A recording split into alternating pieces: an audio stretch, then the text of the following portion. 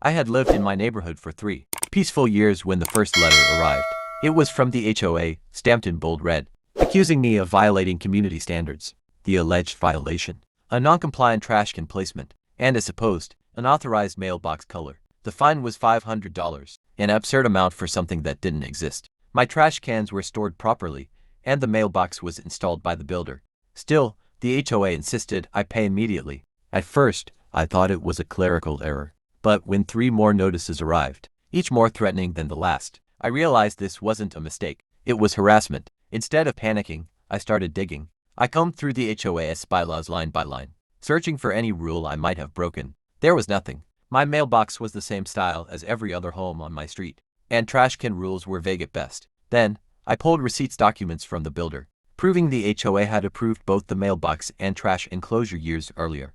When I compared my records with what the HOA claimed, the truth became obvious. They weren't enforcing rules. They were inventing them. Worse, I discovered they had been targeting other homeowners with random fines, hoping people would just pay without asking questions.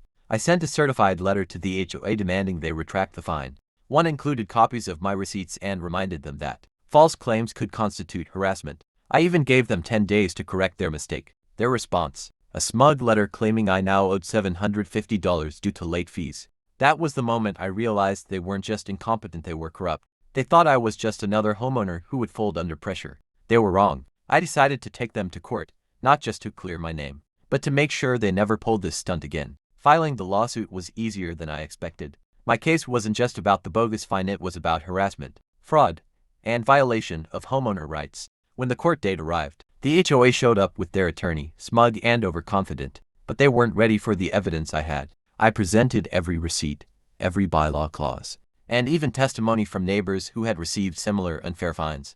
Piece by piece, I dismantled their claims. By the time I was done, the judge wasn't just skeptical of their case, he was furious. The HOA's lawyer scrambled, but it was clear the board had dug themselves into a hole they couldn't climb out of. When the ruling came down, it was devastating for them. The judge threw out the fine, declared the HOA guilty of harassment, and awarded me damages. Not just a few $100s, but $50,000. It was a sum meant to send a message: homeowners had rights, and HOAs couldn't bully way into easy money. The board members looked stunned, their arrogance shattered. For years, they had thrived on intimidation, but in one afternoon their empire of control crumbled. News of the judgment spread quickly through the neighborhood. Homeowners who had once feared the HOA now stood a little taller. Neighbors started requesting audits of past fines, and more people came forward with stories of harassment. Within months, several board members resigned, and the HOA was forced to restructure completely.